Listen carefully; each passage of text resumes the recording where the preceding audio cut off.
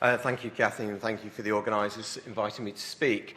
When I was asked to speak about this topic, initially I thought I'd probably give you a talk on understanding the molecular biology of tumours, finding targets, and some examples of how I believe, and I truly believe, that that will actually lead to a better chance of curing children.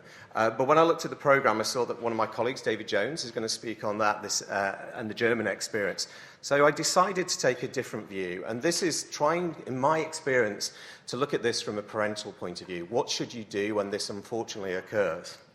So the first thing is, what's the scale of the problem? Well, Patricia's already outlined this. Unfortunately, although we've been doing well, and we've been increasingly doing well due to clinical trials, it still means that 20-25% of children are going to die when they're diagnosed with a paediatric malignancy. Now, in fact, the truth is that for some tumours, that is much more, because some cancers have a very good prognosis, and although we want to decrease the treatment burden, so we still need trials for that purpose, for many cancers, we're actually not curing children, and we need to actually do more. If we look at the data in the UK for which cancers, unfortunately, children are dying from, we can see that brain tumours, high-risk brain tumours, there are many deaths from leukemia, although there is a very good success. Because leukemia is a prevalent disease, there are patients who relapse and die, and neuroblastoma and soft tissue sarcomas. But what we can actually see is that there is no group where actually everybody's being cured. So, of course, we are being faced with this question: what do we do when we have a poor prognostic tumour? And what this is about is that we've, together, hopefully, we've got to make decisions at that time point. So we need information. Ideally, we need choices, and that's something that hopefully we're going to convince today, that we actually need more help in trying to get these choices for people, and we need to make a decision. And of course, there is no such thing as a right or a wrong decision. It's actually a rather grey rather than a white and black. And what we need to do is to consider what we need to know to actually together make these decisions, to actually go from what's an awful time when you've been told that your child has a tumour which has got a poor prognosis, or indeed that your child's tumour has actually reoccurred when you thought that they may have been cured. So we need to actually see how we can work better together to actually provide information, support, advice and guidance, but also equip families and patients on how to actually look to see what their choices really are. So, from my point of view, I was trying to think, well, what is it? So you've been told that your child has a poor prognostic tumour. What do you need to know? Well, of course, you actually need to know what is the outcome. And this may vary now between different subtypes. We're classifying children. So it may be that there is a tumour that generally has a good outcome, but there's a specific subtype, unfortunately, that is doing poorly. And of course, we know that there's a variation. We're basing our data on previous experience, but that doesn't mean that's exactly what's going to happen to the individual. You want to know what's the best treatment available for your child. And the question is going to be at that centre, but also nationally and internationally. I think people need to have that information. You need to be aware of what's standard or usual treatment and what are the alternatives. It could be that there are a balance of side effects that you may want to discuss in regards to different standards. And of course, in the research session, we want to know about clinical trials.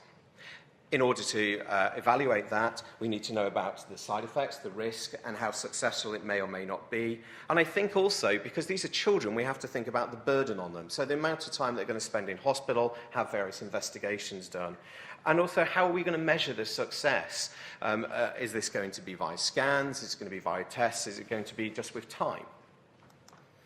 So a relapse, I think, it's a different situation. In fact, patients and parents have become quite expert about their disease.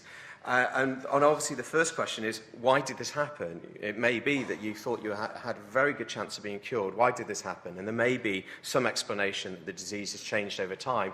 We need to learn more about why children relapse in situations. I think we're very keen to actually look at the biology of diagnosis and relapse, and that may, for instance, be looking at performing biopsies and tests to see why this occurred. Can the relapse be actually cured permanently? If it can't, can it be controlled over a period of time? And actually, can that lead to cure with further treatments? What standard treatments are available? Is there some proven treatment, second-line treatment, that should be done because it's got the best evidence? Or is there no standard treatment of relapse?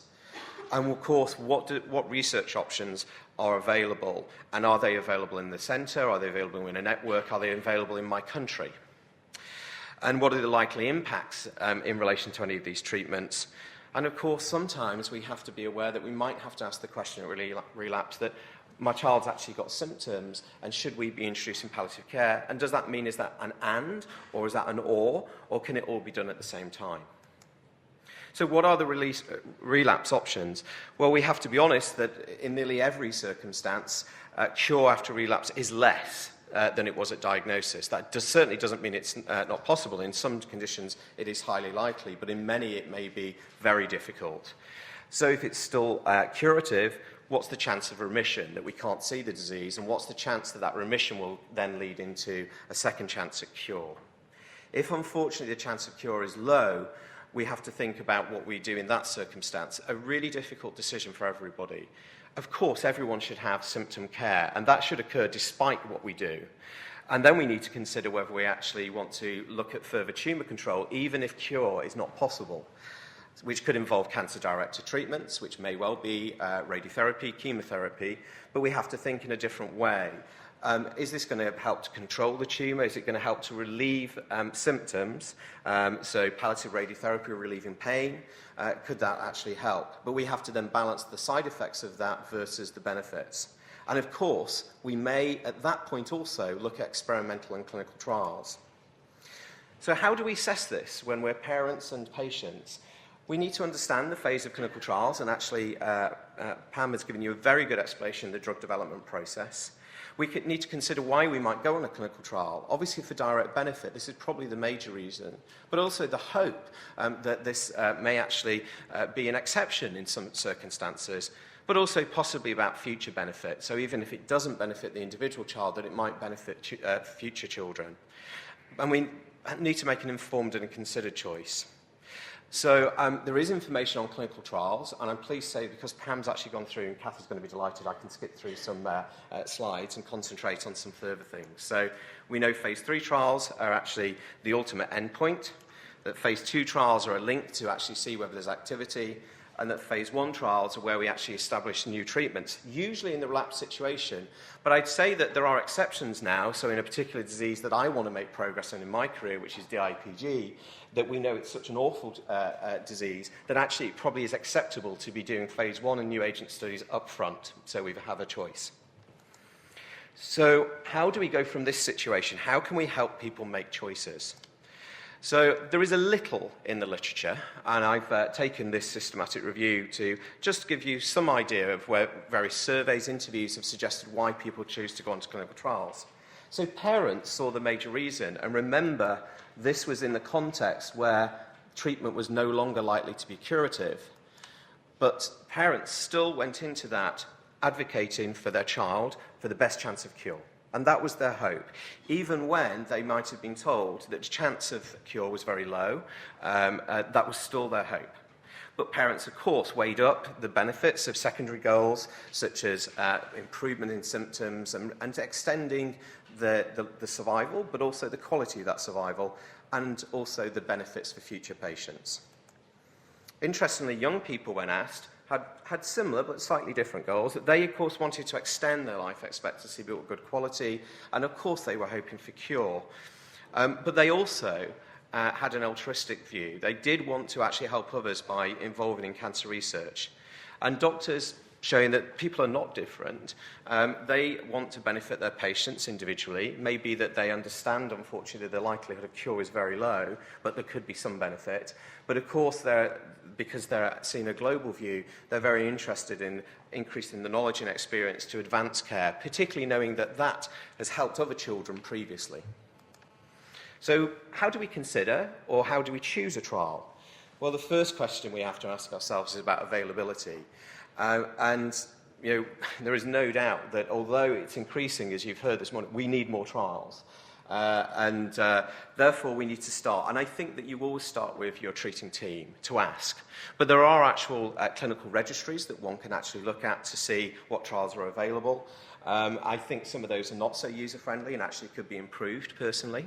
And that's something that perhaps we could do together.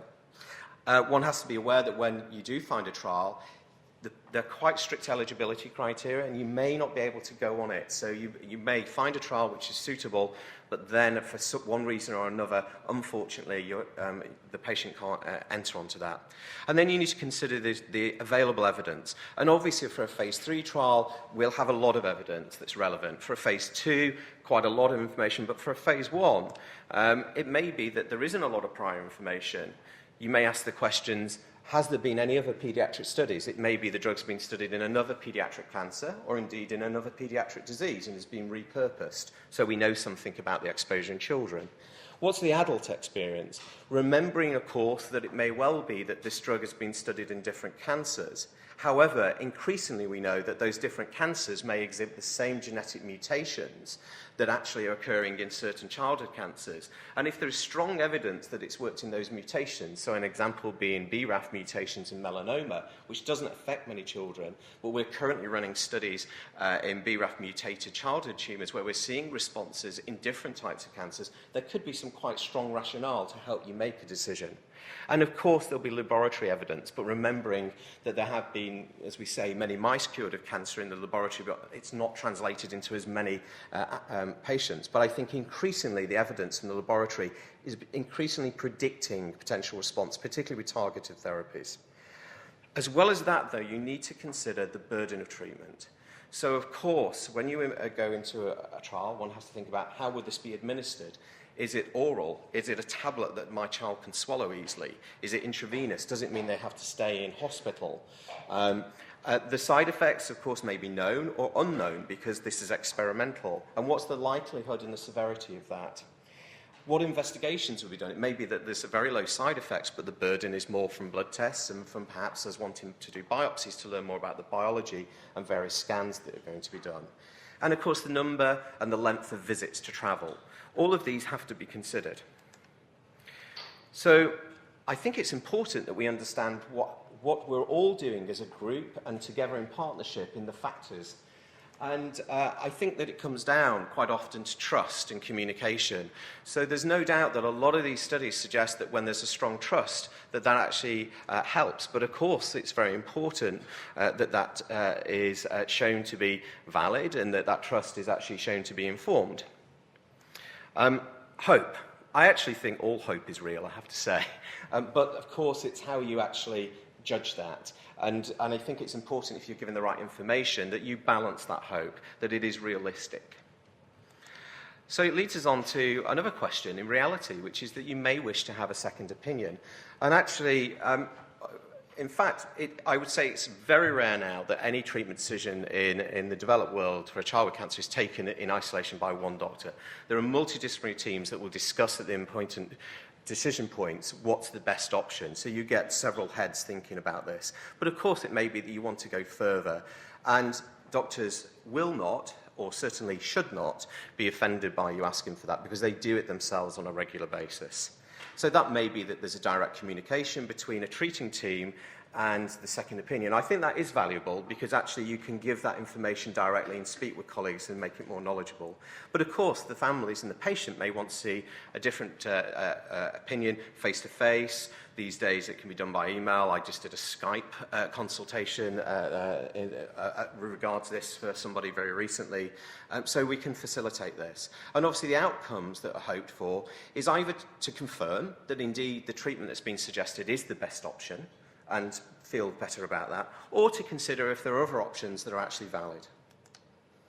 So how do we actually help to make better decision making? Well, I actually think, and we are conducting, and I know there's members of the research team in the audience, research in this is actually important itself, and actually with a grant from the Health Foundation, we've been conducting a study now for 2 years, I think, on decision-making for children with high-risk brain tumours. And it's led by my colleague, Myra Blueband-Lunger, but it's a whole team that's involved, facing the audience, and some of the actual people who do the real work are also in the audience. And we aim to provide a better understanding of the barriers and opportunities to actually have better shared and informed decision-making at all aspects. So we're following these children all the way through at their different decision points. There's two major components. One is that we have expert ethnographers who are actually embedded in the situation. They actually follow from the diagnosis all the way through the pathway and observe the clinical encounters. And actually, We forget they're there, but they're recording everything we say, every interaction, every body movement is sort of analysed. So participant observation, interviews, and going through what's written, what's given information. And the aim is for us to develop recommendations in an evidence-based way to help better decision-making, to help better communication. And we intend to do that when it's completed by workshops and try and provide practical resources. And this sort of research, I think, is equally important to actually help. So what further work could we consider? Because actually one of the unique things about this conference is bringing people together. So bringing parents, bringing different people together. What further things could we do together to actually improve this situation?